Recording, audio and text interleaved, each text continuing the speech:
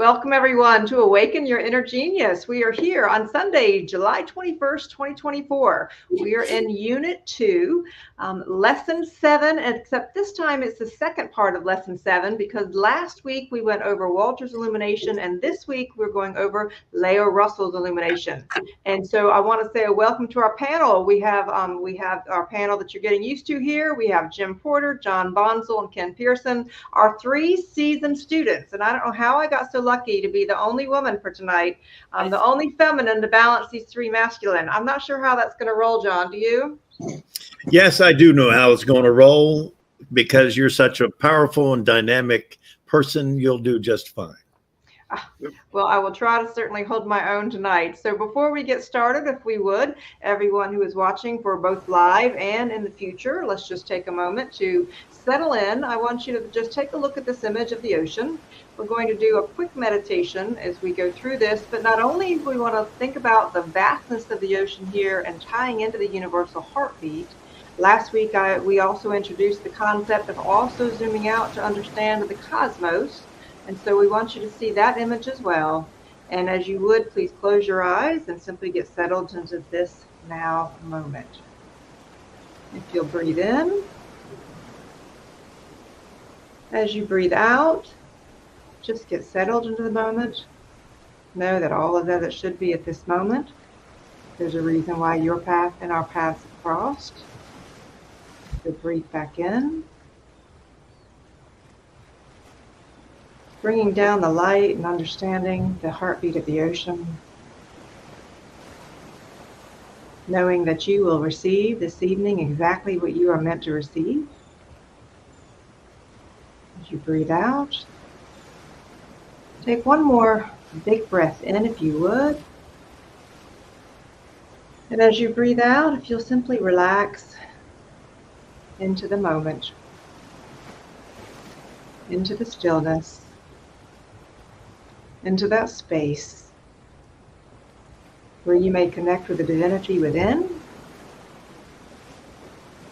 knowing there's something special ahead for you. And when you are ready, feel free to open your eyes. All right, so before we actually dive into the home study course, I'm going to ask each of you, what is special to you about this particular section of Lesson 7? So this is in the special 3rd edition. This particular segment is about Leo's illumination. So set the stage for us. I'll start with Jim and then go to John and Ken. What is special? What would you say to someone who is new, who has never even heard of the Russells, about what's important out of this particular lesson? They define in this lesson that to be illumined is to know God, commune directly with God.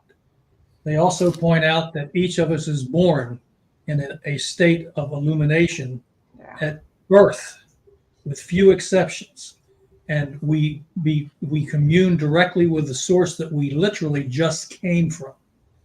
And we are in touch with the source anywhere from 3 to 7 years before we fully step into sensed body and become more body oriented. And most people, that's when they forget God. So you're saying that when they begin to hear what we're talking about here this evening, understand that all of us were born like that have that access. Yes, with few exceptions. Now, okay. The beauty of it is, and they pointed out in detail in here, the beauty of the situation is that we can reawaken that connection through meditation and desire. Okay. All right. Well, we're going deep with that. By the way, just an applause. 1 second. Just an applause for the people out there. An applause for the people out there that are looking at this, because it tells you you're on that road to awakening. I love that, Jim. Thank you. John, what's special about this? Before we dive into any of the details, what's special about learning more about Leo's illumination? Well, what's interesting is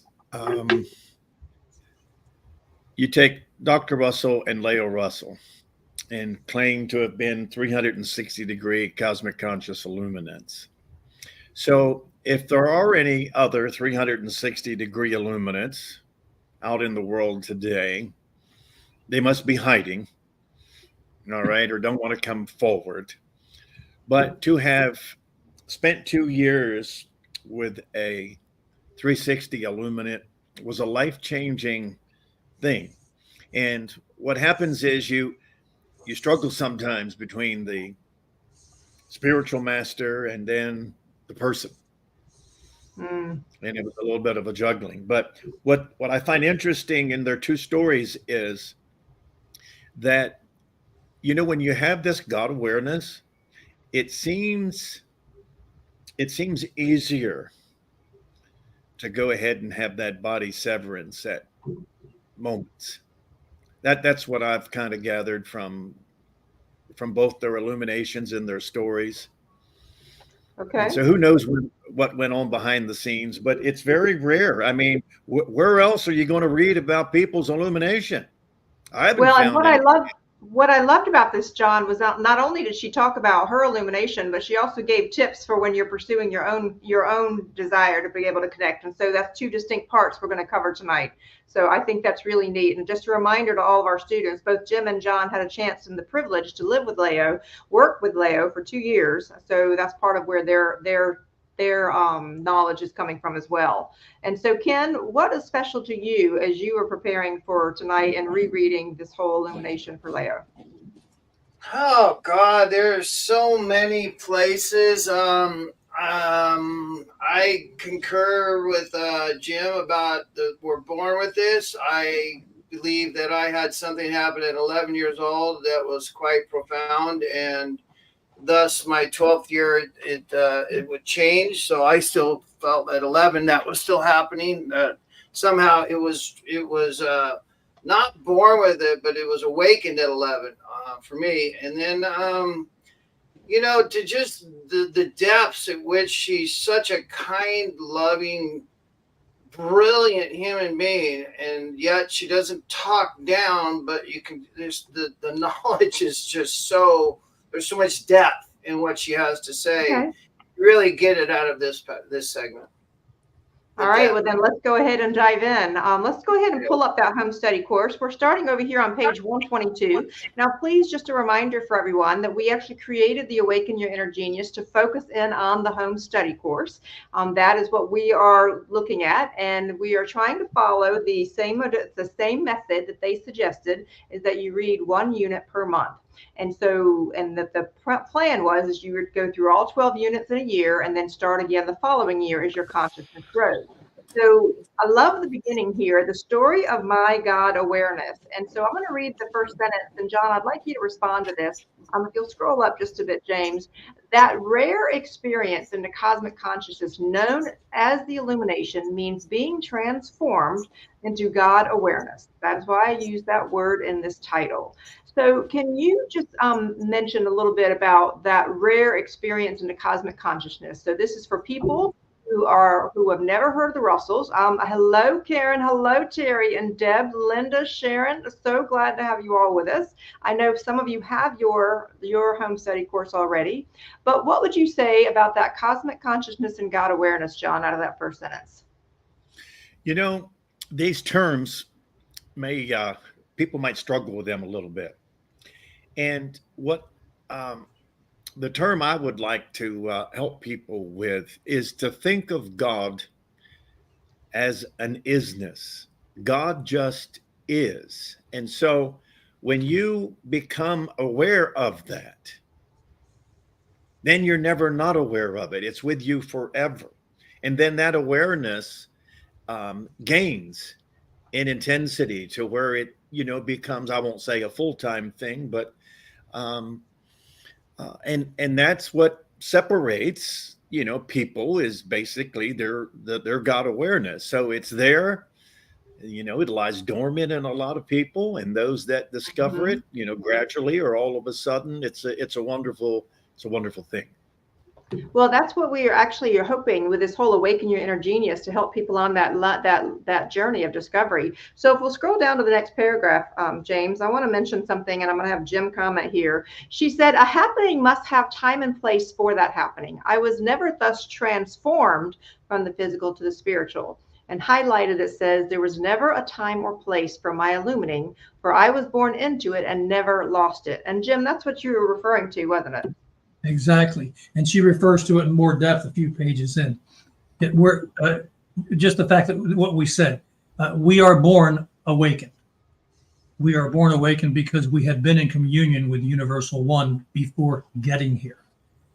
That's hard for a lot of people to grasp, but if they want to simplify it, say they were in heaven with God. Now you're moving back into body, where the illusion of distance or connection or disconnection from God can seemingly happen. It doesn't happen. You're never disconnected from source. Right, right. Because it gives us the opportunity to explore all possibilities and rediscover the divine that is us within us. Well, James, if we could, let's go to the panel right quick, because I want to ask the panel. So let's just pause for a moment. And if everyone was born that way, okay, she was able to maintain it and didn't lose it through her life. What does it look like for the rest of us that begin to lose it? So for me, it was as a child, it was a very vivid imagination. I had a lot of inner knowing, a lot of inner sense. I was able to, and whenever I talked to people about it, they would tell me I had imagination. I was making things up. It was literally like beaten out of me. So what does it look like to other individuals that are listening here to have had that and then it quickly be lost? All right. Is that a question in general? I'm letting whatever one wants to answer that. I lived in that state until I was around 4 years old. I communed directly with something. It was present always with me. And what she mentioned in here, a page or two ahead, where she would be puzzled and frustrated by adults wondering what's wrong with them. That's right. The state I lived in from my first memories. Why do they act this? I had a very disruptive family, so I had a lot to sample from. So, and many of us do. So, but I remember coming into body fully, becoming a sense being. I literally was given a little bag of cheese doodles. This was back in 1955 by my mom. She said, go out back in the field where your brothers are playing and share this with them. I went back in the field. I didn't see them right away. I decided I would eat the whole bag. I sat down on a little log there, and immediately when I opened that bag and reached in for that first piece, I was pushed back off of that log. I fell on my back, and I said there was a fleeting distancing, which I thought at 4 was that presence leaving me. What I realize now is that was me leaving that presence because I lived and started to think greedily toward body desire. And it was a shock. Even at 4, it was a shock. Yeah. Okay, so I'm going to share with you something a young person just told me recently. But John, Ken, what happens to us as children that begins to push away that connection? Puberty. Go ahead, Ken. Puberty. I'm dead serious. I think it's puberty. I think it's long before that, but that is an additional layer. Yes. Yes. Okay, John? Well, it's just, being born, and then, social consciousness takes over. That awareness, that light becomes more dim, and then what you see and hear and are told and guided to, you think that is the real thing now, and you kind of abandon what you held on to, and next thing you know, you're just out there wandering in the physical. Okay, so I'm going to ask all of our listeners right now, if you would place in the chat box, when do you remember some of that connection being pushed out of you? I've watched it happen to young people in my life, little ones that were very connected, and yet they're told repeatedly over time, that's not true, stop making things up, and so when do you all remember that? Because I think that's a really important part of this particular story. All right, so I'm going to go ahead and have us, James, go on to page 122. And she, if we go to the screen, that last paragraph right there. So vivid is my soul recording of the inner ecstasy I knew as a child, that just recalling it always gives me the power to meet the human challenge of living in a body world and meeting its many tensions and frustrations with knowledge of how to overcome them in myself and to extend that power to others as I grew older. Illumination gives one that power through the awareness of inner vision and inner hearing. So what does it mean, Ken, when we have people who are, you often refer to the fact, we've got a lovely over 30 people with us here. You often talk about seeing the unseen and hearing the unheard. And that ties right into what she's talking about, inner vision and inner hearing. What does that mean? To me, that means the qualities of love, rhythm, balance, truth, things that I can know but I cannot see is what I call seeing the unseen within my own self.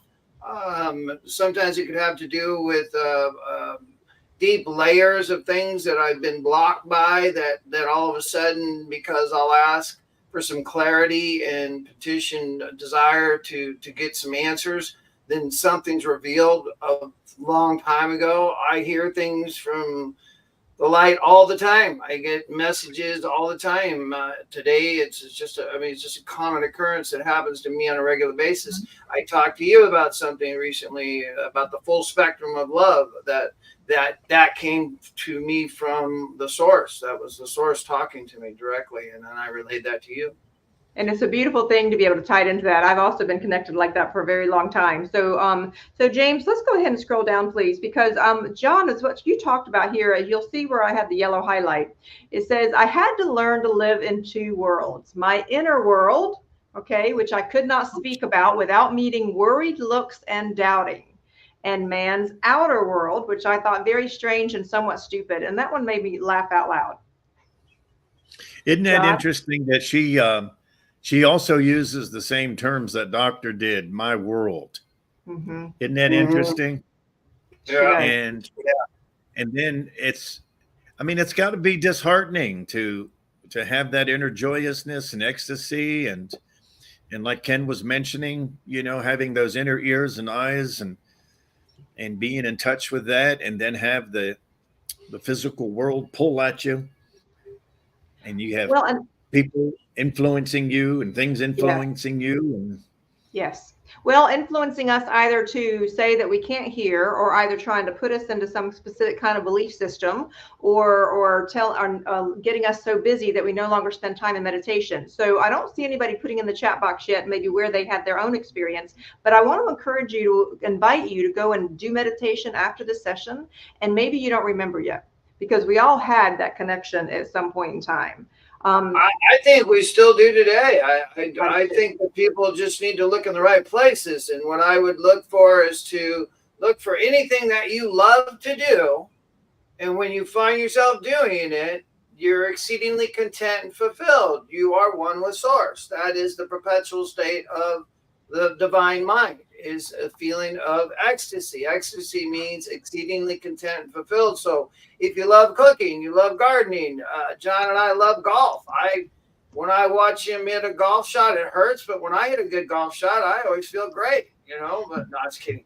John is quite a good golfer, so I even get joy out of watching him bang the ball, and that, the joy in it. God, we played good week and a half ago, and I'm telling you, it seemed like the whole day was ecstatic. I had such a good time, and I struggled, but there was such an ecstasy to hang in and being on that doing what I love to do. So if you have anything you love to do, and you've had a moment where you just feel like, oh, I had a perfect moment, that is one with Source. Yes. I would say. Kimberly, I would like to just say something to our audience. I was very fortunate that a couple years after I left Swananoa, our beloved Sam Spiker, he introduced me to a gentleman in Richmond, and his name was Ernest Longest. And he also had a pretty outstanding illumination. And I went to visit him and spoke to him. And he wrote a little book.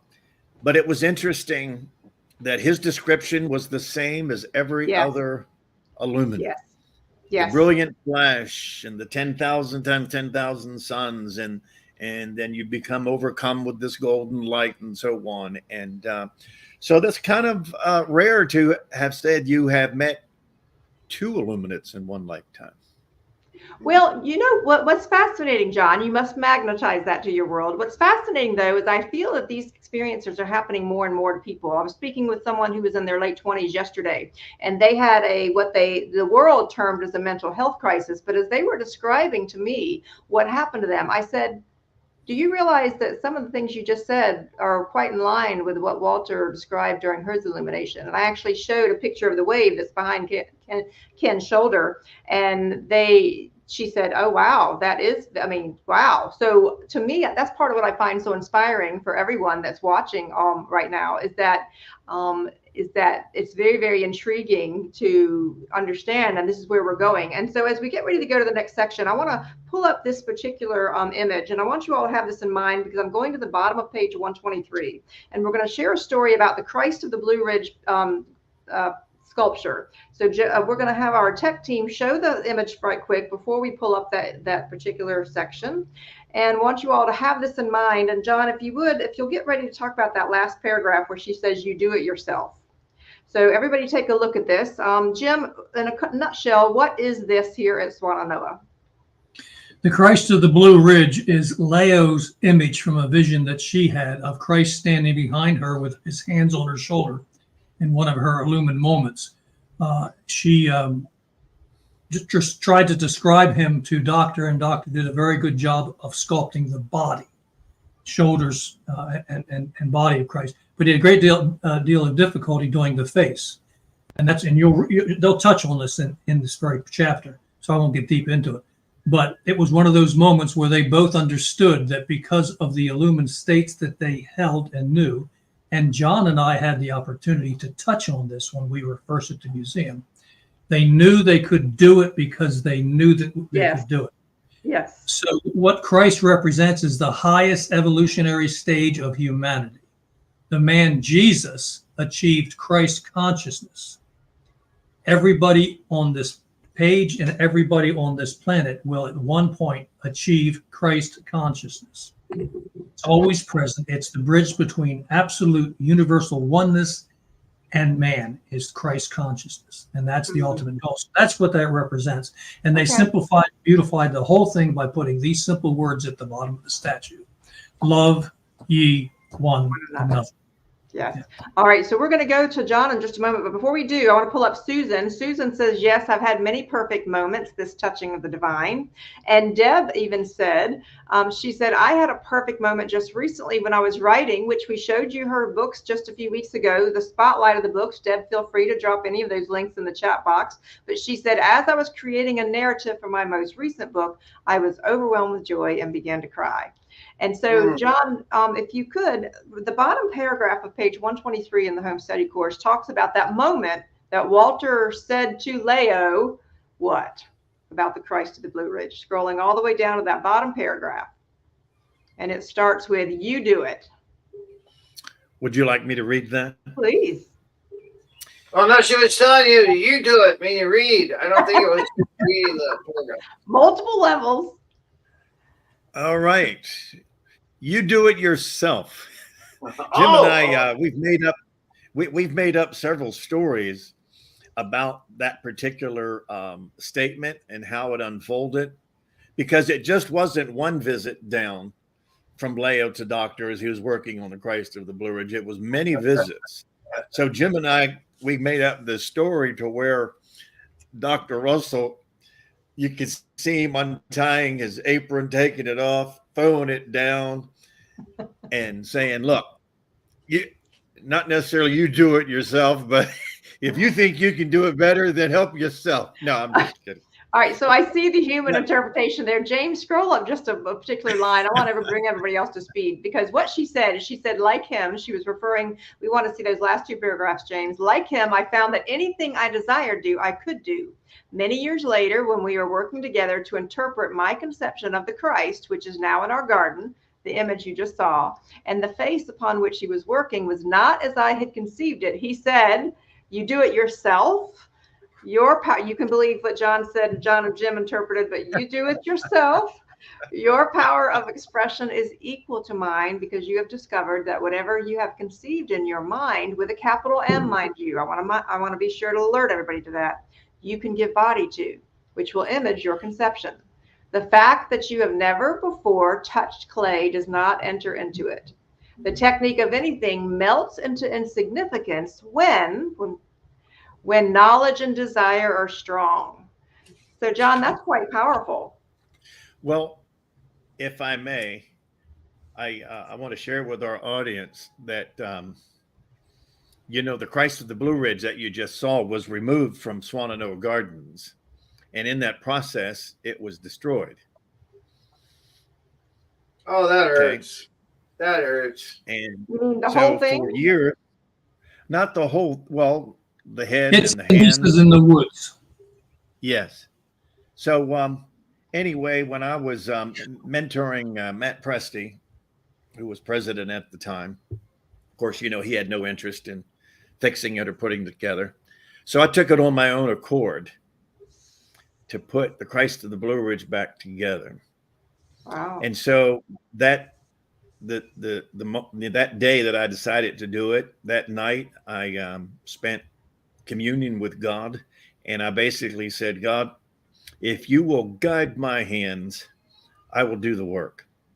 And I got to tell you, I've never worked on sculpting pieces before, tools and and all of that. And, but 1,000 hours later, probably more than that, I was able to reconstruct the head, the hair, the hands, and put the 3 pieces back together, and it's on display at the museum. But I just wanted to say that from a personal experience, I felt that, I knew that. And you just, you turn it over to God. You hear that, but when you do that, yeah, well, that's not God. the one. That's a small version. Yeah. There's a larger version.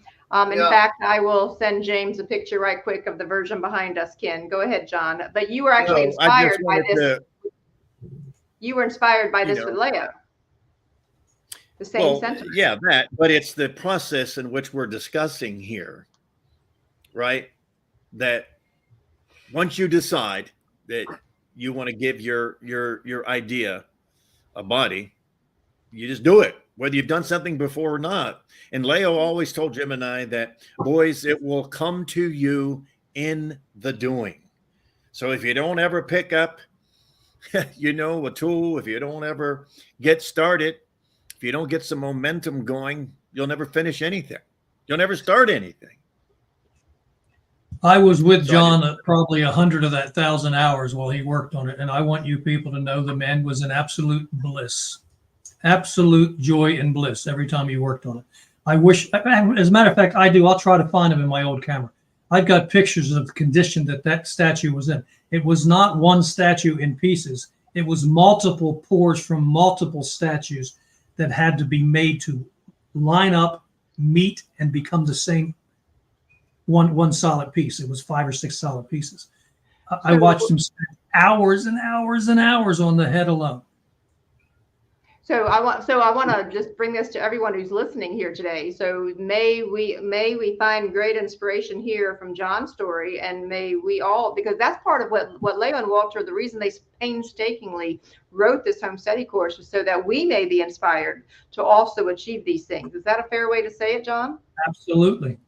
Yes, and I will say this to our audience, and this is a perfect timing, because both Jim and I would ask Leo about illumination and so on and so on, and she told us that you don't want the big flash, you don't want it. That's not the best way to receive knowledge. And then she went into detail to explain to us why they wrote the home study course the way they did. And she was very adamant to tell us that every word of the home study course is a mini illumination. Mm-hmm. So I want our audience to hold on to that. And as you read and things start compiling and coming together for you, and then in the totality, you'll be able to reflect back and go, wow, I feel differently, or I know things that perhaps I didn't think I knew before. So.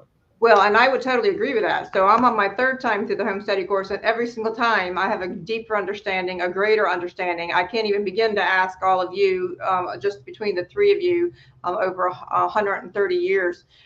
I'm with a seasoned group, 130 years of study. That sounded a little bit much, didn't it? But that's what it's meant to be, is to have that many illumination, and each year that we have even more and more. So I'd like to go to page 124 before we get ready to take our first just 3-minute break here. And I wanted to go to where I have that first paragraph there. And she talks about how the circumstances of my life during my childhood were such that I had much aloneness. And so I was wondering right quick, John, if you could just give everybody a snapshot for what was that aloneness that Leo experienced herself, so that others may relate, that if they have felt that, they would appreciate where she was. This is another thing that both Dr. and Leo share, is that, her education was private tutorship. So she wasn't, sent to school and go through that indoctrination. But Whereas she lost Doc, her mother, she lost her father. So a little bit about the losses she experienced. Yeah, she was predominantly raised by her older sister. Yes. I just wanted people to know that this was at young age with her, and that she was alone for quite a bit of time. And so as we go into this first paragraph, you can read what's on there, but I wanted to go to that circle. It said, I'm convinced that children thus born are of the kingdom of heaven at birth, and exactly what we've been talking about, but become transformed into physical beings through the necessity of using their senses for survival. So we have a lot more to go over, but we are going to take our first 3-minute break. But this time we have a treat for you. Some of you may want to stay close while you're listening for this 3-minute. We'll have the timer up, because what we started doing a few sessions ago is try to take a quick break at the top of each half hour to let this absorb. But this time we have a clip where you can hear Leo's voice yourself. And so enjoy this, and enjoy your first break as you're listening to her words and tuning into that vibration. True, we wouldn't be in this terrible mess that we are in our world today. Russia is full of fathers and mothers too. We're all apt to condemn the other fellow, but we're all part of the other fellow.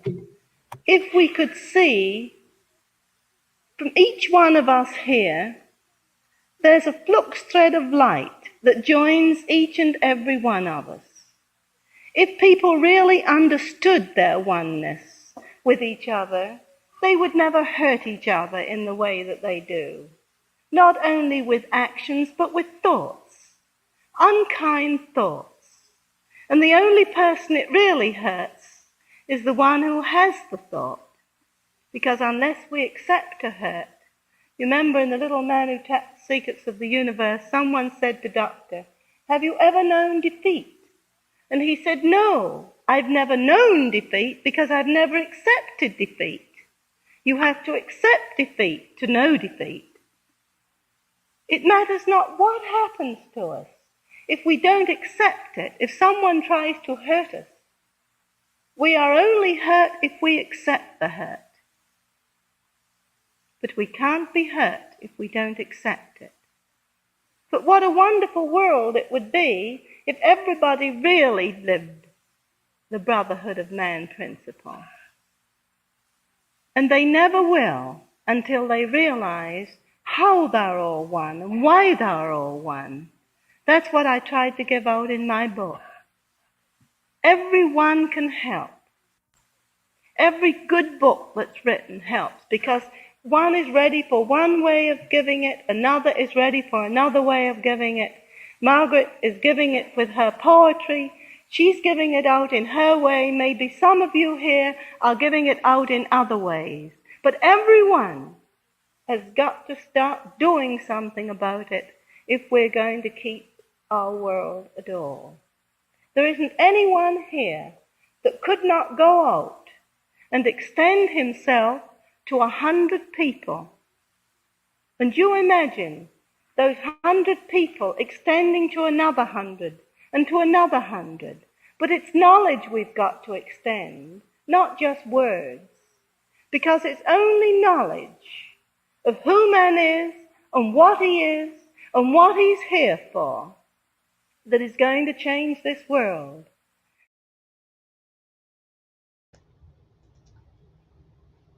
right, if you hear my voice, we have 10 seconds left as we wrap up this particular break.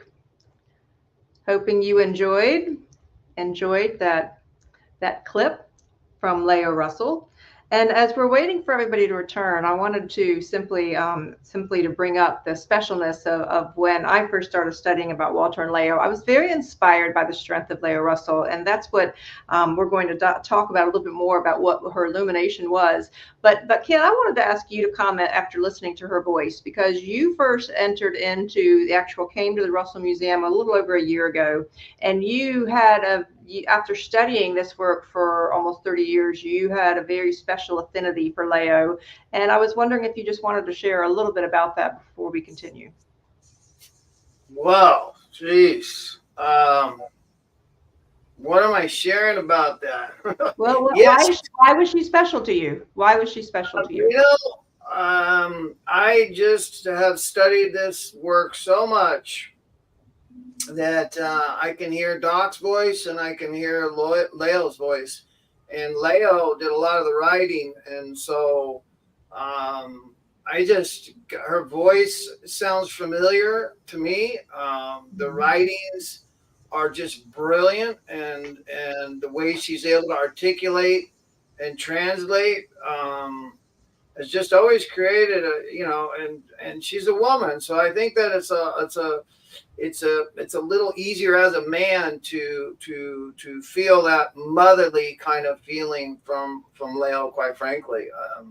Is like a mother and just an amazing woman that just, to me, it's just brilliant. I've never had like this chauvinist part of me of feeling man and women were different. So I think she exemplifies why women are equally as powerful as men.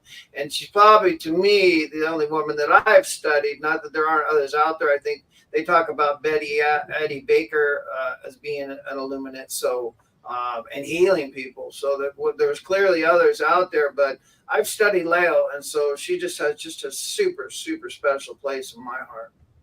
Thank you. And before I have us go, we're getting ready to go next to page 126, but I want to ask Jim and John, when people were coming to Swannanoa, you actually saw people come to Swannanoa. A lot of them had an incredible reaction to Leo. Why was that? Well, her presence. Did you see that I'm sorry, Jimmy. No, go ahead, John.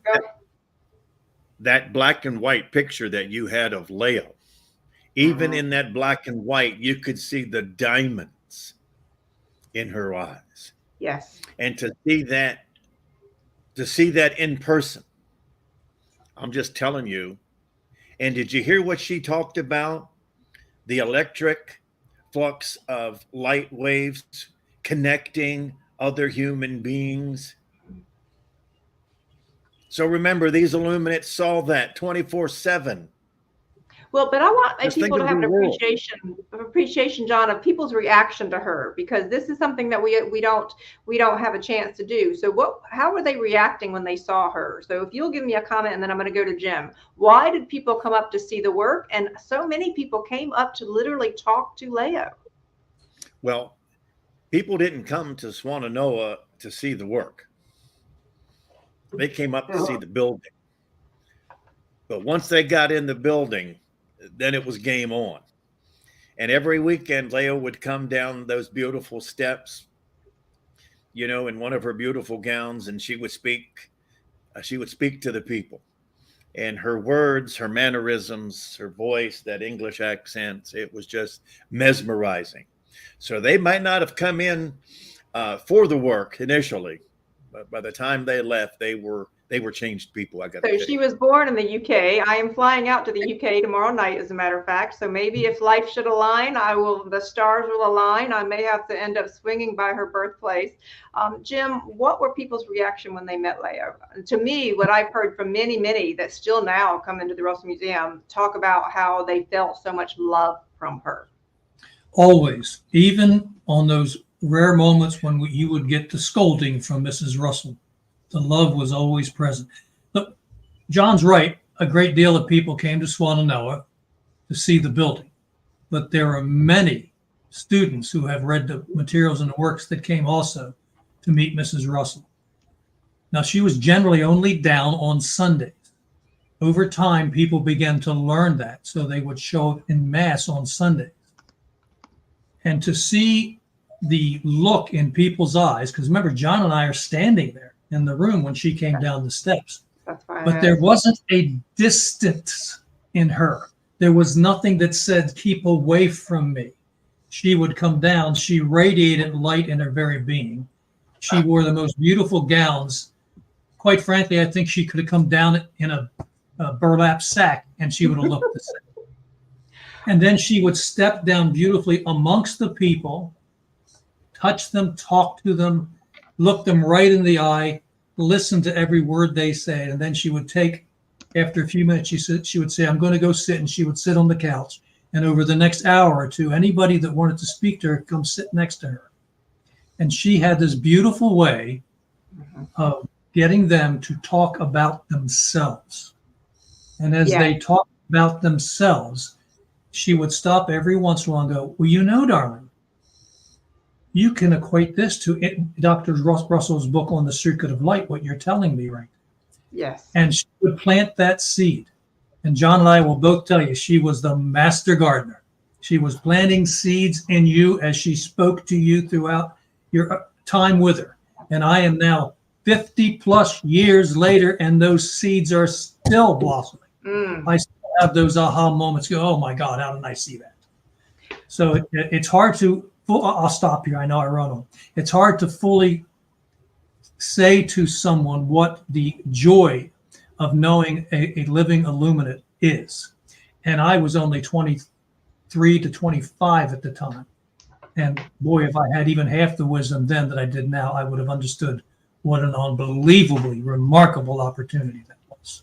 Well, and so I want to share something with the audience because for those of you that have never met or never heard of her, as a new student, when I walked in, here's the experiences that I've had. So there's a picture of Swananoa there on the screen. And for any of you that haven't seen our previous videos, if you look back at our pre-show videos, we do a whole episode all about Swananoa and about Jim and John being at Swananoa. So you'll see the history there. But let's tune into the panel here because what I noticed is not only have I heard repeated stories about the light that literally would radiate from her, and she had a light that when she came down to groups that absolutely would shine, but many had the chance to experience that, like when she would invite them up for a cup of tea, and she and people would share stories with me of how she would literally turn her light up even more when she had one-on-one conversations with people. And one more step here into this reality. The number of letters that Leo and Walter, and especially Leo, all these years that she would write to people will still come in today. And they will say, when I left Swananoa sharing my concerns about a particular issue with Leo, she wrote me a letter. She wrote me a letter. She wrote me a letter. And I remember thinking, wow, wouldn't it be quite something if more of us would aspire to be like her and extend that behavior to give love in that moment to the fullest extent. So we don't have to be intimidated by this illumination factor, but we also can and be inspired by her actions. Is that fair, John? Yes. And you'd be surprised, Kimberly, in the archives, you would probably find, 20, 30 form letters that Leo had done. Okay. And today, those letters would have the same implication as they did 50 years ago. They would. Because people experience the same issues of, aloneness and yes, and all the things that come with life. And actually, I wish we could get those out there. I'll search for those. I will certainly search for those because I've started going through some of those. Let me go ahead because I know I want to keep us on track. So if you could go ahead to page 126 in the home study course. And I didn't have as much time to highlight today, so please forgive me. I had unexpected travel issues due to the global outage on Friday, and I had to drive an unexpected 8 hours to my next gig. But on page 126, right above where I have the yellow highlighted, I want to go to that paragraph. So if you'll scroll out just a little bit, James, so I can see the whole paragraph above the yellow highlight. So here's the thing. Wonderful. Go up a little bit. And because I want to read this particular paragraph a little bit more, it says that is the overwhelming experience of a few world Illuminati, which we talked about before, was co-opted by the dark side, but that is not. The Illuminati are people who are illumined. But I would not have written this story if it were not for the fact that a second dawn of consciousness, now everyone who's listening, this is you, a second dawn of consciousness is giving birth to thousands upon thousands of people who are beginning to hear that inner voice of God, trying to reach their consciousness and lesser illuminations than great mind-severing flashes, but they do not know what it means. All they know is that they are becoming different beings. They feel an ecstasy of inspiration which they have never before known, and it sets them seeking for its inspiring source and not knowing where to seek. And so please place in the chat box if that is something, a yearning that you have been feeling. And James, if you'll scroll down to the next paragraph. I think it's a great warning there, actually, Kimberly, just below that, that she's saying that, if once you have that window, find something like this, something of substance that has proven itself to endure, because you don't waver from this. Stay with it. You just, as you stay with it, it's like John talked about, it will unfold in you in a manner you cannot intellectualize until you're there. Let's also point out very briefly that we do tend to waver. We do lose sight of the goal. But the beauty of starting on the path is once you've started that search, you will always be called back to the path. You're never deserted. You're never left alone, no matter how far off path you may go. The path is always open to you and everybody. So let's pause for a moment for Sharon's question, because this is important. Sharon says, why are there so few followers that listen to Leo? What happened to the hundreds of people she planted seeds in? There are tens upon tens of thousands of people that actually have followed this. So John, you as former president of the University of Science and Philosophy, how would you answer Sharon? Well, what I'll share with Sharon is this, that not a lot of young people, there were some small percentages of people, but a lot of people that visited Swannanoa were elderly people. Okay. And they've died off. It's like Jim, myself, and Margaret. We're the last three people on the planet. Yeah. That knew and Leo Russell. Yes. And that's it. So when we're gone, and then you're just going to have videos after that.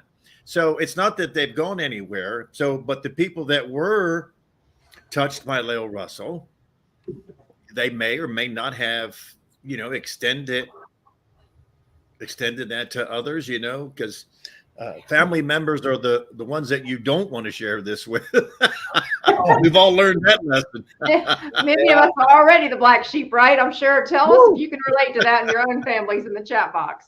I want to add to that, John, because what for any of you that don't know and haven't viewed the previous video, what happened is this place was open until 1998, and then everything went in storage for 20 years. So there was a period of dormancy. And so a lot of people did not know about this, but a mighty group of volunteers, some of what you're seeing here on the screen with Jim and John and Jim's wife, Jackie, who was not able to be with us here this evening, but she is on our panel. They actually worked mightily to open the Russell Museum again so that this works could be kind of revived to the public. And so one of the things John just mentioned, that a woman named Margaret Rue and Jim and John are the last ones to be alive, the last ones alive that actually lived with Leo. And so next Sunday, Margaret is going to be a guest, as a matter of fact, on our broadcast as we do lesson 8 for this particular unit and answer the Q&As. So want to just bring that up. Jim, you have a thought and answer to Sharon before I keep us going, because I want to try to get to a certain place by 8 o'clock. I don't mean this to sound hokey, because I don't. It's true.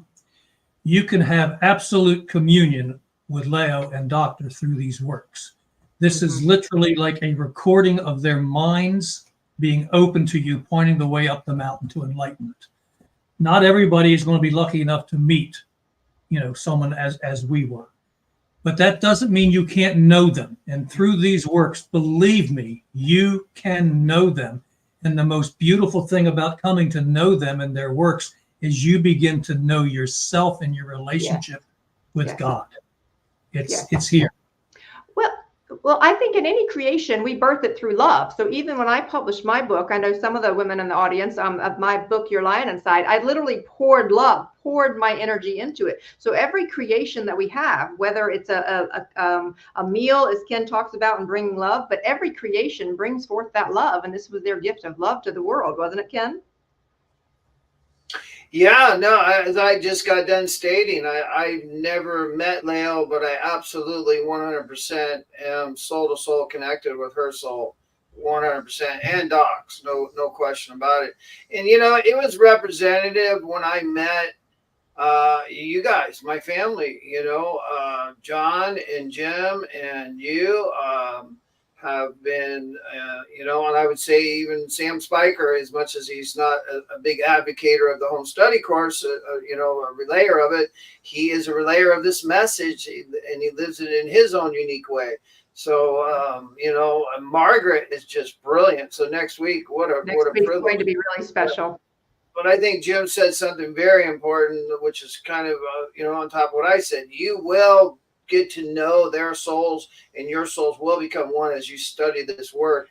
And it's pretty magnificent. It's very special. It's indescribable. It's like talking about a garden and you have no sense of smell and you're colorblind. And no matter how vivid we describe it and how much we tell you about the odors, until you actually see it and smell it, and that's reading it and studying it and contemplating it and living it, then you will see it and you will smell it and you'll realize, oh my God, what an opportunity for the world. And You're going to say the same thing everybody says. How does not the rest of the world know about this message and these people? How does the world not know? And that's what we're here for. We're here to bring that out. That's what we're doing, is to share this with the world. The electronic age is here. Here we are. Let me briefly state this too.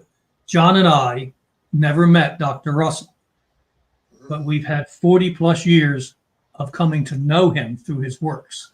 There you go. Quite frankly, there are times when we'll sit and talk about Leo and Doctor as if we knew Doctor as well as we knew Leo, because it is in here.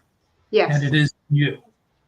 So we're going to page 127, James, but I want to mention to everyone what they did was bring the love vibration here into this reality. And that's part of when you meet people who are so attuned to this work, is because they're tapping into the love vibration. And that's a vibration that you can tune into. And so I want to go into this top of 127, scroll up just a bit. And what she said was this: we must tell them, speaking of all of us, that there is only God and themselves in the universe, and there's nothing between that oneness. Notice how oneness is capitalized. We must explain God's ways and processes so thoroughly that they can see that their own ways and processes are like unto God's. This we shall do in this course until they gradually see that God's identity is like unto their own. And with that supreme discovery will come the realization of the oneness of all intelligence in the light of the one mind, which controls all. So I'm going to ask James to come off right quick. And James is our young father, who is our tech producer, helps us do all of these things behind the scene. And James, I just wanted to ask if you could, to respond to that from someone who is a younger dad, someone who is newer to the work. You've been in the Russell Museum. I'm just curious about what you found in response to this particular sentence or two. Well, it's not so easy to explain these concepts, even if you can explain them simply. The words come, but it's hard to see how the kids receive it. They are constantly in this place where, even though they are closer in many ways to God, having come from God, and and all of that, they are super sensed beings. Like, they very much live in place of their senses. And so they're constantly wanting to gratify that. So it's kind of hard to get them to be still and even contemplate these things. So what I have learned is to not necessarily sit them down as often as I'd like to and try to talk to them about this stuff, but to put them in positions where maybe other people will tell them because they don't want to listen to me. So just putting them in different positions and then asking them questions and letting them talk and not succumbing to the urge to constantly correct them. And your kids are Kimberly? ages, what age range, James? So people I have understand how hard it is to make them sit still. I have a 3-year-old, a 7-year-old, a 9-year-old, and a 16-year-old. Voila. And he's still I got a willing. 25-year-old that I've been trying to get turned on to this. I cannot get my kid to read The Man Who Tapped, and I had an illumination from it and have been lecturing. This kid's watched me lecture for years, and he's still, getting him to read it to the point where I've said I'm not going to mention it anymore. It's just there now. Well, Yeah, it's like you're banging your head against the wall. You're like, if you just only knew how. But then, you got to, I guess, get someone else to tell them, and then they'll listen to them. Yeah. They don't want to listen to their old man. Well, but I want to bring up to everybody a way to do that. He mentioned The Man Who Tapped the Secrets. We'll show the image in just a moment of the book that we also is a great on-ramp. It's a tiny little book. We can't make anybody be ready for this. For any of you that are listening, it's obvious that there's a reason why you're listening. You are being called to something within this message that's incredibly powerful. And so sometimes, John, it's just as simple as giving somebody The Man Who Tapped book. And if that book engages them, then that's often the on-ramp, is it not? Yes. And I wanted to say something to James while he was on. I'm back. I wanted to thank him because at Kimberly, at one of your Russell experiences, we were in the science room and we were doing all of our science stuff. And James got his phone out and he put it on slow motion. And you were able, and that's what, our electricity is on a 60 cycle system. And when he did that and showed me, and you could see in slow motion, you could see that pulsing. And the reason I'm bringing that up is I want people to understand that that's basically creation from the stillness. And Ken talked about it and Jim talked about it, about the speed of light and the speed of thought coming and going, coming onto the screen and disappearing. I mean, try to think of that a billion times a second. You can't. And that's why things seem real and permanent, that they're coming and going so fast that, they think they have solidity and so on. And the reason I'm just mentioning this is, and James being a dad and so on, see, these are everyday common sense examples of where you can sow a seed to a child and just simply show them something like that. Yeah. And say, this is how God does it. It's the same difference, but it's just a little slower. So anyway, I just want to share it and thank you, James, because I still have that on my phone too, man. That was wonderful. Yeah, it's cool. It was cool. It was a cool revelation. And to the point of kids, I mean, that is really it. Just kind of relating things to them on a consistent basis. And especially, my 16-year-old, he's kind of gone beyond the age where I'm the smartest man in the world, and so I'm just trying to figure out how to have him find his own way towards some of these concepts. Well, and he's actually on one of our teams. And so that's what's really neat to see. And so I want to remind everyone that Deb Tonkin, I'm going to ask her to put it in the chat box. She is rolling out a series of children's books that take all of these learnings and give us all a way to be able to bring that. And so perhaps you will be interested in looking at those books and possibly even gifting that to some folks. Because and maybe we'll have Deb speak at some point, she was inspired by the Russell work. And so therefore she goes and she creates things. I was inspired by the Russell work. So therefore I came and asked if I could create the Russell experience. Everyone who comes through this ends up saying, wow, what can I go do? We spotlighted Elaine Parks last week and saying she's doing the whole 12 habits, 12 habits for all of us. So all the people that you've all seen, as we get ready to go to page 132, James, all of the people that you have seen have been inspired and they therefore go and multiply. Do they not, John? Yes. Many of them. Dr. Russell, that's one of the first things he mentions in the Divine Iliad, is the legions of messengers. Yes. One begets 10 and 10 begets 10. And before you know it. And yes, that's how it's done. Okay. Everybody has to play their role. Everyone has to play their role. And so I want to go down to the part that's highlighted and bring up a couple of other points, because I'd like us to finish up with Leo's illumination. And then when we go into the section that she wrote about what she wanted us to take away. But she said, man is not bad. Man is good in his heart. There is no evil in man. Man cannot be bad, for God is always with him. I must make him know God. He will then know that he is good. So, Jim, can you comment on that? Because this is quite a departure from the prevalent belief system that man is bad. Yeah, we haven't fallen. We're in the process of rising, of evolving. Civilizations, just like individual people, grow from childhood to adulthood, and we go through all the stages. Right now, I would look at the stage that we're leaving, which is the pagan barbarian stage, as we move into the age of genius, as our teenage years. We were rambunctious, and in our process of just trying to have fun, we often hurt other people. We're also naive when we're in those teenage years, and we can be led to believe things that are not true and do damage to ourselves and others because of misguided belief. Now, the way around all of this, and every Illuminate's taught it, is to seek the divine within, commune with the divine within. When you feel pushed to go in a direction by something or something that somebody said, go to God within and ask sincerely, is this the direction that's good for me? I'm witnessing right now around the world, as the world is crumbling, the old system is crumbling, people are awakening around the world and already in the process of building the new system. Yes. So it's a transition from one age of pagan barbarian to a new age of genius. And it's going to be a smooth ride for those people that love and work in light. And it's going to be a rough ride for those people that don't. It's not judgment. It's not evil. It's imbalance. Or John beautifully has said many times to me over the years, it's the misdirection of idea. Clear the idea by communing with God, and then you will know in what direction to go.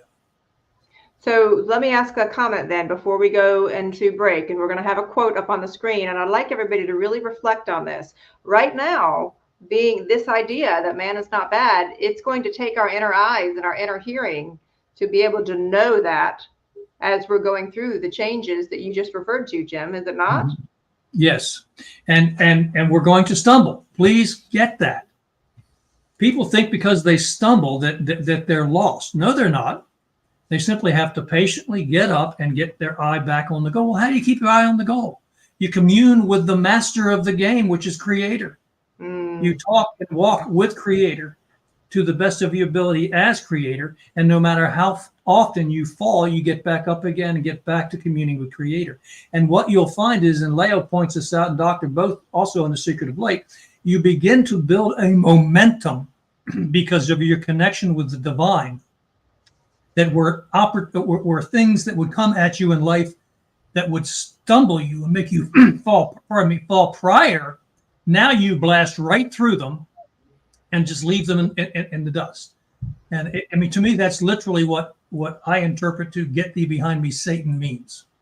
When you cannot allow yourself to be distracted by sensual needs, desires, and the misguiding thoughts and actions of those around you.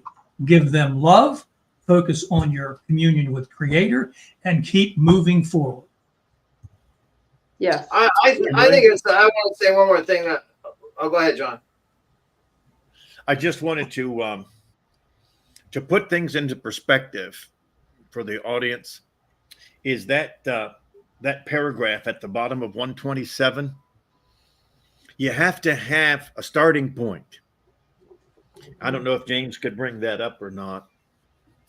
That is why we must teach the science of man until the whole human race not only understands the relation of body to mind, but also understands that the human race is not in its highly unfolded state at this time. On the contrary, it is only in its very, very early beginning.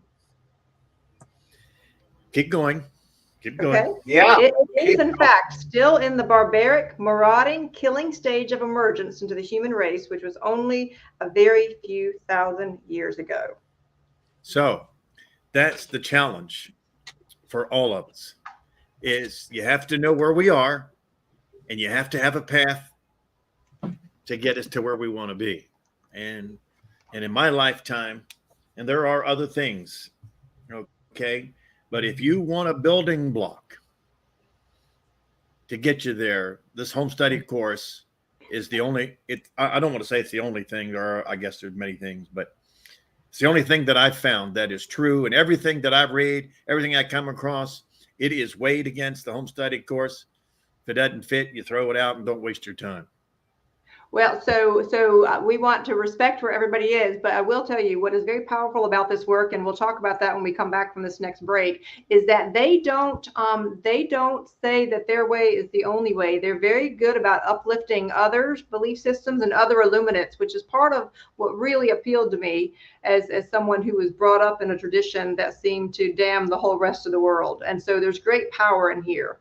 And so to be honest with you, with the chaos of the next several months, at least in the US, I think I'm just going to put my head way deep into the home study course and just be really intent on the spiritual journey and bringing a lot of light here. So it is time for our next break. It's going to be a quick 3 minutes to get some oxygen, get some water. We'll have a quote and some music, and then we'll see you in 3 to continue the conversation.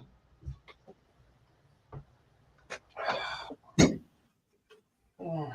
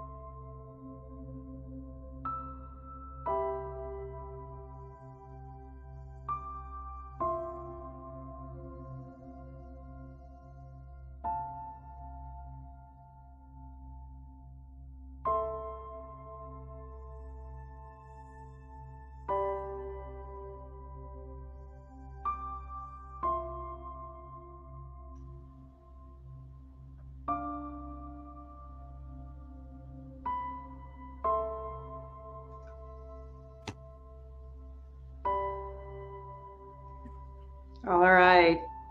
So if you are within earshot, if you'll find your way back. And we know these are big subjects. And so I just want to remind everyone that when we first came together as a group, we practiced for 4 months before we did these broadcasts.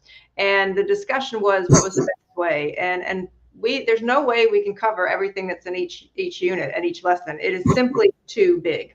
And so we encourage you to own your own own copy of the home study course at some point, so you can go into the depth here. And we even debated at some point is maybe someday we would even do twice a week, but right now we're trying to figure out what the best way to do once a week as our service of gift of love for the mankind. And I do want to go to just a few comments before. Here's what I'm hoping to do. I want to go through some of the comments from our folks, our loving folks that are joining with us. There's some other things I want to mention about Leo's illumination, and then I'm going to skip ahead to the section that Leo wrote after the illumination. So Kathy says the divine will touch the children through their own gifts. Terry actually said, I like that misdirection of idea. That just sticks in my head. There is some stickiness there with that particular comment, Terry. And so you'll see the comments there on the screen, the misdirection of idea. And then even Dana referred to the fact that brilliantly said, we have not fallen, we are arising. We are who we are. Nothing changes that, but we're maturing to the truth of who and what we are and how we serve in the truth. And so a gracious thank you for everyone who is commenting. Do keep track of any of your questions, because as the format goes, we will go until around a little bit over 8:30. We'll then have a visual journey that our panelist, Karen Elkins, is so lovingly pulled together, except today's is going to include the visual journey from the past few sessions.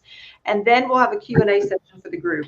But I want to mention a couple of things here. If we'll go to 133, James, and you'll see where I have in the highlights on 133. It says, many years later, I discovered that my husband had been commanded to make man know God as a scientific fact, and to know God's ways and processes as a means of saving civilization from the rapid decadence which it has been experiencing since the year 1900. I can't help but think she would be mortified at where we are today, but I know that where she was speaking of this back in the 1950s, 1948 is when it was published, right, John? 1952. What year, John? 51. The home study course, 51. Okay, thank you. And then, and so this idea that she was talking about with Walter Russell said that my husband is commanded to make man know God as a scientific fact. Just quickly, John, can you comment on know God as a scientific fact? What does that mean? Well, what that does is it takes the mystery out of God, and God's ways and processes. You can only know God. Okay. You can't see God. You can only know God. But creation and how it comes into being and how it disappears only to reappear, there is a natural sequence to that. And that's what Walter Russell was given in his grand illumination. God said, if man needs science to know me, I'll make you the master scientist of all time, which he did. Okay. And I think it was last week that Jim, mentioned, or we were discovering, think about what Dr. Russell had to do with a fourth grade education, being downloaded with the science of the universe, and then trying to take that information and convey it in conventional terms so that science can relate to it without compromising the essence. So, but without Photoshop, without Canva, without a computer, all the things that we take for granted now, this was painstaking with chalk on paper and markers on paper and paints on canvases to be able to bring this to life. So I totally relate to that.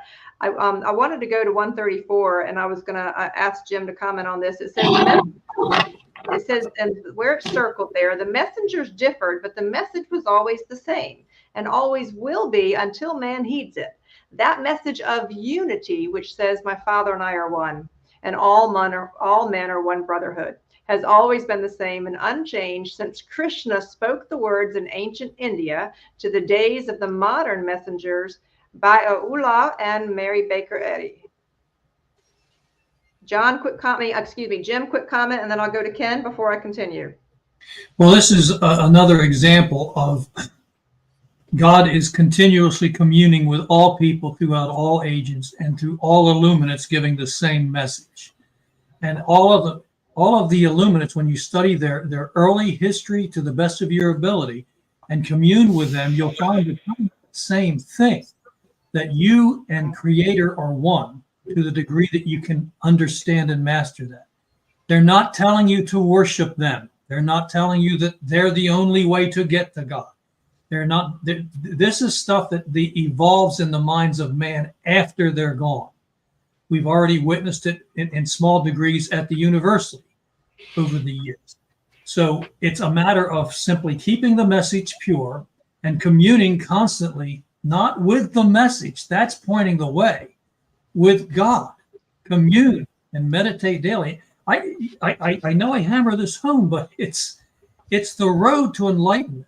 Remember Jesus, he told us that the kingdom of heaven was in. He told us that all the things he does, we can also do, and even more. Well, one of the things that he did was he said, I and the Father are one. Well, if you can do all that he does and even more, then you too can know your oneness with the Father. So it's not a difficult thing, and the message is the same from all Illuminates. Buddha simply said, when asked the question, are you God? He said, no, I'm awake. Mm. And no. Well, so Ken, I'm going to ask you to follow up to that. And what would you say? You're always about the practicality of this. What would you say to someone who doesn't feel worthy of this, having walked that battle of yourself, to say that you truly understand all man are one brotherhood? Well, all men are one brotherhood. Is that what you want me to address? Yeah, just that particular paragraph. Well, for me, the reason that we're all one is I looked at it. God spoke to me at one point, and I realized that there was not a human being that I've ever met, and I believe that I would ever meet, that I couldn't find a sliver of myself in them and a sliver of them in myself. So we got 8 billion people on the planet, and I believe that every one of them, if you think about it, are a sliver of all of our personalities, right? We all are a piece of them. We can find a piece of ourselves in them and a piece of them in ourselves. This message, what we're doing here right now, and it's stated throughout the course, and you got to catch it, but it's stated, and Doc says it, and so does Leo. This is about a living relationship with God that's happening right now on this podcast for me. I bring God to this. I am with God through this. I ask God to be with me while we're doing this. I ask for God's words. I ask for God's ears. And I perform knowing that that's what's happening. And then, as I've stated before, I got triggers. Find triggers. If right now, if you're in the beginning stages, to me, it was important to find triggers, right? Every time you look at your watch, talk to God. Every time you walk through a doorway, talk to God. Find things that you do on a regular basis that make you get back to that connection, right? And for me, it'll be even, I hadn't thought about God in 15 minutes. I'm sorry, God, I've drifted away. I'm back, right? I'm back in alignment with that rhythm of your life. And if maybe nothing went wrong, it doesn't necessarily mean something went wrong, but if something does go wrong, then I've taken it back. I've returned back to self-will, and God's will cannot exist with self-will. So let's add to that. So there's been a great debate among our own panel, and I'm going to ask John. I'm going to read John's comment to me just a moment ago, because there's been a great debate among our panel, and I would love to hear our public actually chime in.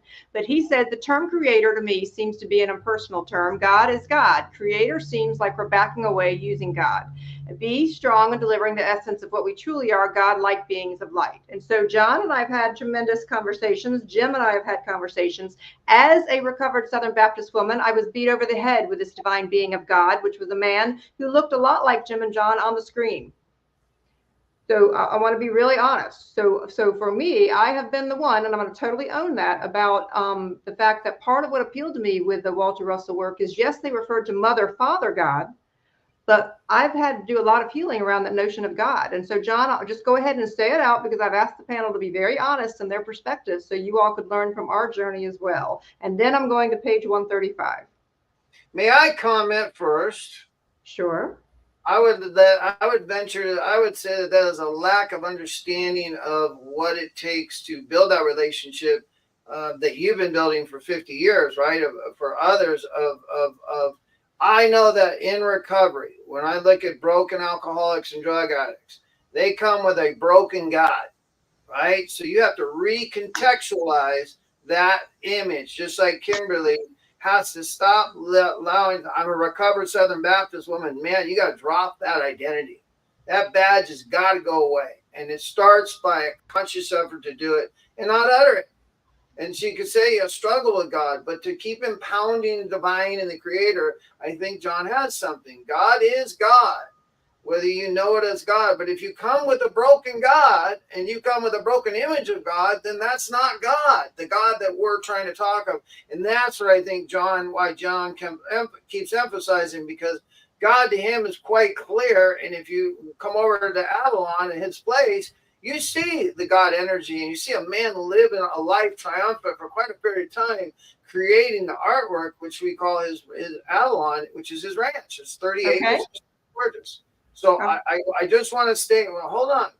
The thing is that what you're talking about is a lot of people that John needs to understand come with a broken image of God, not a good image. And so that has to be reinvented into, and that's the science of man. And what this home study course is all about is about a deeper understanding of when we say that word God, what it means. It means love.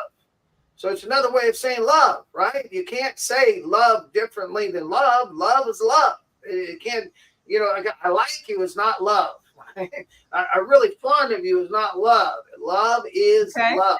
And there's no other word, opposite word in the English language for love. Kimberly? I have a response after John speaks. Yep, but John's got fire on me now. Remember I texted, I called you the other day, and I had mentioned that for the first time in my lifetime, I actually heard a political person use the term God and identify with God. Oh, God. And I thought, wow. So that to me is a sign that things are changing, and it gives me renewed hope in mankind that, we can become loving people, come together, right? All right. So I'm going to lovingly say this, and any comments there in the chat box. So this has been an ongoing debate with many of us. I will totally own the need for all of us to lay down any of that injured, damaged, recovered mind. But what I keep saying to these lovely seasoned fellow students, okay, that have been so graciously and lucky and blessed, okay, to have had this message for so long, they don't have some of the experiences that some of the rest of us have. And as a woman who never heard Mother, Father, God, as a woman, I would disagree with some of the things that we said. What I know of the divine, of the creator, is that there are no words needed. It is voiceless. So for me, to me, any word in the human language is limiting. And so part of what I so appreciate about the Russell work is that they refer to the light, to love. I will totally own that with Ken, to light, to love, and all of those.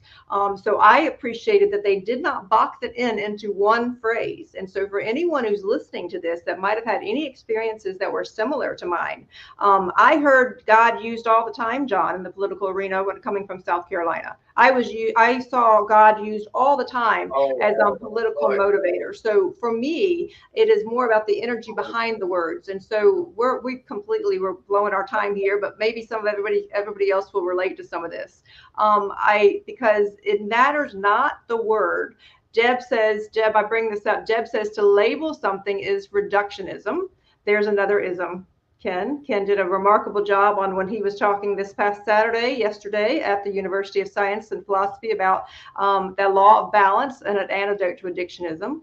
Kathy says mankind finds their own God of their heart, love that, through love, first to personalize their God, and then we come to evolve to know the divine within the all, the creator. Totally relate to that.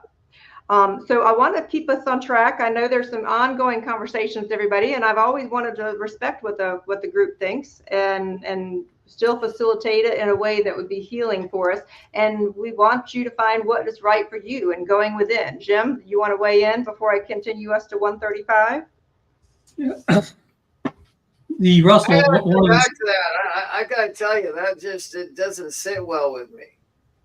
Listen, love is there's no other word in the English language for it, right? Hate is not begin to be the opposite of love. Love says yes, love says no. Hate says one thing and one thing only, and that's always no. So it cannot be equal in proportion to love. There's no opposite word to it, right? And remember, when we hear the term that Christ said that God is love and light, light is the mechanism that God used to create duality. That's why that's light. But love is the basis for why it's even here, why we have this imagery of the universe that we live in. It's all motivated by love. And every one of us. Don't tell me you don't know what love is. It's undividable. It's within you. So love is that place. You know, the thing is that if you can say, I have a broken image of God, now you got a place to start. But to say that I don't like the term God means is the same way of saying I have a broken image of God to me. So I think that it's really important to realize that God is love. Love is God. And if you can make those two connections, no matter where you come from, where you've been, because I had to reinvent the idea of God. I did it. That's where I came from. I come from the streets and a broken life. And I can tell you right now, I have felt the isolation and loneliness of a teenager all the way up into adult of feeling abandoned by what someone would call God. But I wasn't abandoned. You get it? As Jim has said, none of us are. Love was always there for me. I just didn't align myself with it. And another word for God is love. So if you don't like the word God, then use the word love. It's the same thing, and nobody can tell you different. Thank you. Jim, your thoughts before I try to go to 135? Concerning God? Just any final thought based on this conversation as we continue. Right. Well, in the Divine Iliads, when Dr. Russell is communing with God, this is the basic saying. I might not have it word for word, but I'm going to be close. God's saying to mankind through Dr. Russell, I am within all things centering them. I am without all things controlling them, but I am not those things I center and control. So when you have an image of God as a thing or a body, you have a false image. If it gives you comfort, hang on to it. But God is the universal principle of love at balance that is always present, will always be present, and will always be findable when your desire is strong enough to find God. All right, love that. I'm going to skip 135 due to time. Let's jump ahead to 137 because it seems like the final words from Leo certainly have something for us here. And it says, in the March of 1946, 3 months after my completed illumining, she had a 3-day illumination, correct, John? Yes. 3 days, okay. That one whom I had telepathically known, which was Walter Russell, so long came into my life. Our meeting was like as though two rivers flowing into the same valley to become one. The power and the glory of that unity of purpose was ours. And now we but live and work solely to fulfill our sacred trust, to illumine mankind with knowledge of the light of love, which alone can give to the world the happiness and peace which all men forever seek. I think that phrase, the light of love, is a beautiful, beautiful phrase in light of what we've been talking about. So there is another section of the Home Study course, but for right now, I think what would be really powerful is for us to move to our visual journey and take in everything that has been shared here today and enjoy the visual journey, because it is now a compilation of 5, 6, and 7, lessons 5, 6, and 7, and see what is being spoken to you. Enjoy.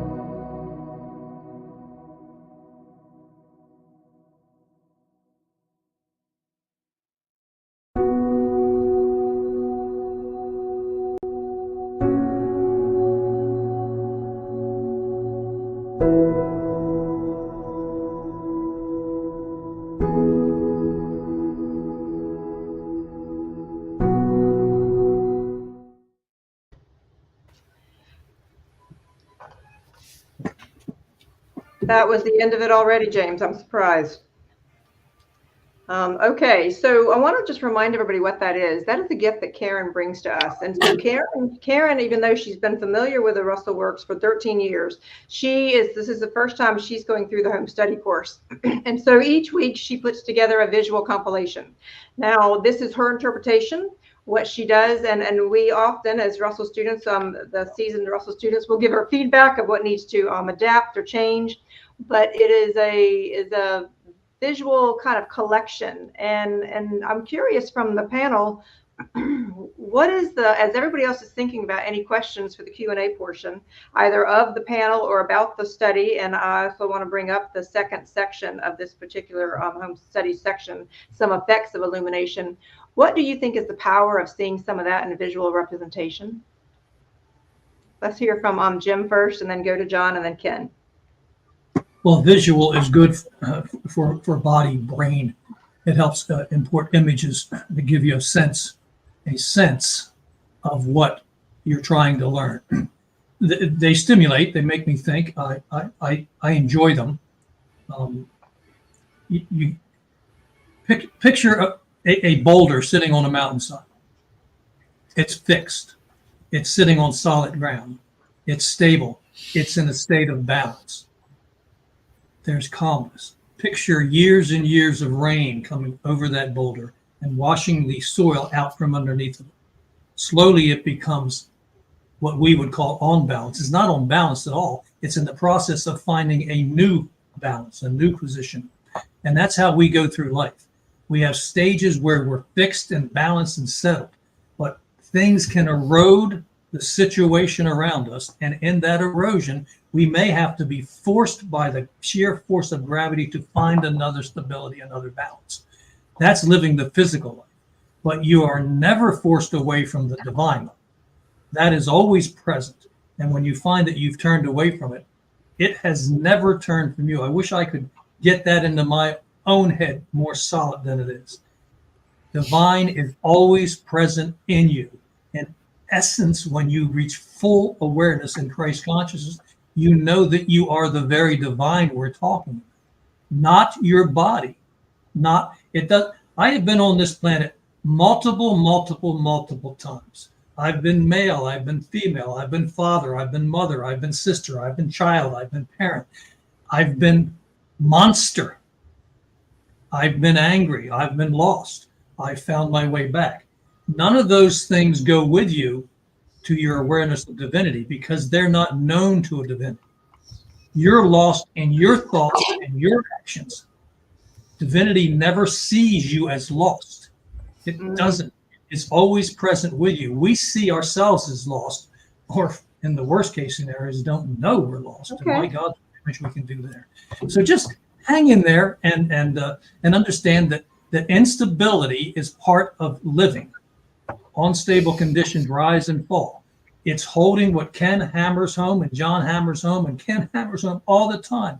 Hold your thoughts on love and service to your fellow man, no matter what's going on around you. And you're good. Thank you. So, John, the question is what does it do for people who are watching Karen's visual journey there? What does it do for them to help integrate the learnings and the impact? I'm just curious from your perspective. Well, that video was very intense. And unfortunately, it has to be delivered in a timely fashion. But we could take each screen and we could take an hour and a half and just talk about just one of those images. So if they get a chance, and all of that, not all of it, but a lot of that is in the home study course. And what was beautiful is, I don't know where she found them, but man, there was some other beautiful quotes in there that were just inspiring to me. I was like, wow. So, and I think it's important for people to know that what we are doing, the knowledge that is contained in the home study course, it's not new, but it is complete. The message has been delivered many times, but hopefully maybe this time, man, we'll sit up and listen and move forward. But if not, hey, we got eternity. We'll do it all over again. We have eternity. We have eternity. Ken, what was your perspective on just seeing the visual journey? And it is on YouTube, so we do post these on YouTube so that people can stop it and can see it. And I know Susan mentioned last time some of it goes too fast, so do know this is an iterative process. But just for you, you do such a good job of bringing some of the practical application. What does it do for you seeing anything visually? Well, we call it dual sensory perception, right? And so therefore we're seeing, we're hearing, and therefore it's a double whammy. And now the seeing part, we're listening to us, but when you get that visual image, it definitely transports you, especially when you're in this kind of vein of talking about the spirit and talking about the light that centers each and every one of us. And then to see the imagery helps to catapult, synergize that vibration. I think so. It's it's good stuff. And the sayings are just like I understand where people want to look at them a little longer because it's you want to contemplate it. So there should be. I wish we had a way that we could give this to our audience if they so like. It's on YouTube. We load it up after every show, so it's on our channel. Oh, okay, you mean like give it to them separate? Yes, just as an isolated piece. Maybe we want to talk about giving the imagery that we're using as an isolated segment. At this point, I would imagine she could put about 30 minutes together, roughly in there. Well, and to Ken's point, if any of you want more from us, you see things, please let us know your ideas because this is a growing process. We're here to serve and we're trying all these new ideas to be able to do this. I do want to be sure that while any of you are putting your questions in the chat box, whether you have questions about the content, questions about the panel, I want to be sure that we mention what the section that starts on page 138 in lesson 7. And James will pull that up here because this is where Leo, after she shares her story, talks about some effects of illumination. It says the first and most conspicuous effect of illumination into full cosmic consciousness is the utter absence of evil, sin, or shame. And so what she does is she actually goes through, if we'll scroll down to page 139, she actually goes through some tips around some of this. And I wanted to talk a little bit, have our panel talk a little bit about the love cycle, since that's been such a big deal this evening. And it says the very essence of the love principle is the action of giving and its reaction of re-giving. So panelists, which one wants to dive into that one? I'll dive in. Please. This is important for people to understand because this word love is so misused because it's misunderstood. You can love something too much. And if all you ever do is like give, and you never receive anything in return, that's not love. That's just a one way. Think of the heavens, right? Oceans and rivers and lakes. The water evaporates, condenses, and then God re-gives it back as rain. But how about if that rain, that moisture was never re-given? It'd just be a matter of months, maybe a year or two before the plant is dried up and done.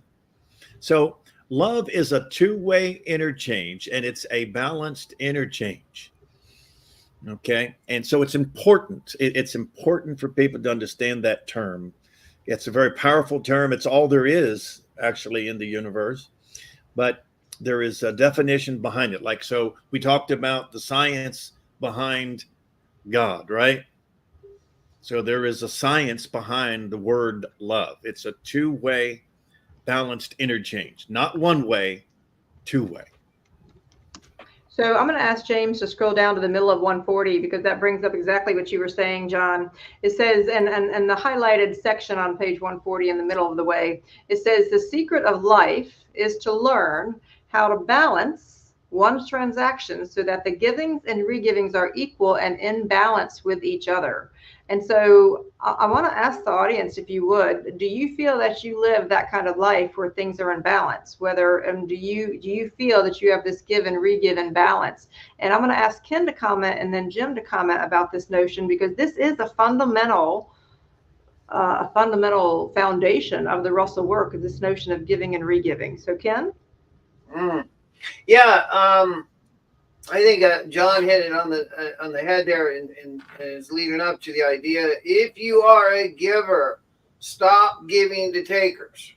You must give to givers because that's the balanced interchange. A giver always re-gives, and a re-giver is always a giver, right? That is the circle that for the imbalance of overgiving, and then think, oh, I'm loving, and I have struggled with this myself, and many times is giving to takers, and then learning that, oh man, they there's never enough. They never said that, not never. It doesn't seem like they're ever satisfied, and no matter how much time you give them, they don't seem to re-give. I got to get out of that never term. I don't like never. They don't seem to re-give in equal proportion, and it's really not about a measurement so much. It is about awareness, I think. Because sometimes the re-giving can be delayed. So be patient. It's not like I've given you, now I get, right? You don't get love, you give love, right? Love is not something gotten. You re-give in love when you give love. But I can't buy love. I can't tell you to give me love or make you love me, but I can love you. And then if that's reciprocated properly, that love is going to be re-given and mirrored back to me, just like the mirrored universe we live in. And if it's not as equal in proportion, then you have residue, like John likes to talk about, and that residue will lower your frequency, your field, and your countenance. So how many people give to takers and then look up and think, I'm a victim? Well, you're not a victim. You gave to the wrong people. You got to have that balanced interchange. And that's something I think I'm learning more and more about every day. I don't think there's a finish line on that, but I definitely feel that that's a good description right there. Thank you, Kimberly? Jim. Yeah, yes, John. Kimberly, how about that saying, give me some love? I bet you Ken invented that. Give me some love. Give me a little love. I say that to my girl. Give me some love, man. Love. Well, the only reason I could say give me some love is because I'm giving it back, right? So that's an interesting thing. Give me some love. Give some love, man. Why can't we just love, man? Come on. That's right. Jim, if you could weigh in, and then I'm going to ask James to pull up 145 for a few thoughts. And I'd like to ask anybody, the only reason we do this Q&A section is to give you a chance. If there are no questions, we're not going to force it to go until 9 o'clock. It is simply our way to honor any questions you have. Jim, any thoughts you want to weigh into what's being discussed? I have, through not knowing many times in my life, given far more than I should have given to those that do not know how to return that gift. Amen to that. I used to equate it, I would say to Jackie, my wife, many times, what is it that's missing in these people? And what it is they don't know what love is. They don't understand that it's a state of eternal being that you can lock onto and carry. So you have to know, if you're driving across country, you have to know when to turn right and when to turn left. You have to give attention to those things. And if you turn your attention to someone on the left and they don't know how to give, for God's sakes, turn back to the right and move forward. Don't hate them. Love them. Send them love with all your being, but don't be used by these people.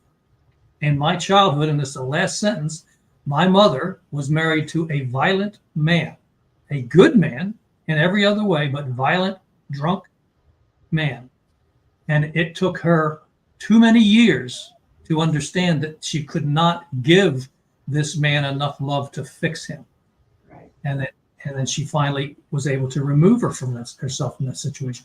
And so often, so many of us stay in a bad situation thinking, if I can only love enough. It's not that you can't love enough, they can't love back enough. So know when to move on. Say that one more time, John. Say that one more time, Jim. It's not that you can't love enough, they can't love back enough. And it's not judgment on people. It's just who they are and where they are. So learn to move on. And I want to say one little thing here that Jackie texted me, going back just a little bit. That's real short. She says to please remind people that remember that people were often led to the palace and didn't even know why they were there. Yes. They would knock on the door. I don't know why I'm here, but I had to come here. That happened many, many times over the years to both Leo and Doctor. So there is that inner voice that some people hear and they listen. They listen. That's actually what Margaret says. So Margaret Rue is going to be our guest next Sunday. I will not be with the group, but Ken is going to be the facilitator. Margaret is our extra guest. I will be in England, and being that I'm several hours ahead of you, I will be very close to getting ready to go on a visit to Stonehenge, which I'm very, very excited. I'm doing a sunrise visit to Stonehenge, so know that I'll be thinking of you all next week. And next week is lesson 8 from Unit 2, so we'll be wrapping up the lesson from July, and it'll be wonderful to have Margaret on the group. So I know that will be very, very powerful. Looking forward to that. That's an incredible gift. And on page 145, as we wrap up here, I wanted to mention 3 things that are highlighted on page 145. And that is this.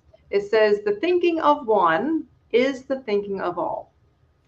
If love be in the world, go up a little bit, James. If love be in the world, hate cannot also be. And what you all referred to earlier was, love ye one another, all men, for ye are one in me. And so want to encourage everyone, if we go scroll to the next page here, James, and the next highlighted, it says, the fact is that if you know God in you, not just abstractly believing it with some slight reservations, and work knowingly with God, your life will be the highest of high, forever knowing the peace which passeth all understanding, and your achievements will be mighty. For the divine you, capital Y-O-U, will be in them. Oh, so there you go. There's divine. Oh, beautiful. Well, lovely, lovely ending here. So if there are any other questions, let us know. As we wrap up here, we want to say a gracious thank you. There's a reason why you're all here, and we hope you're enjoying this gift of love that we certainly pour into it. I want to thank James and thank Joey, who are behind the scenes tech team.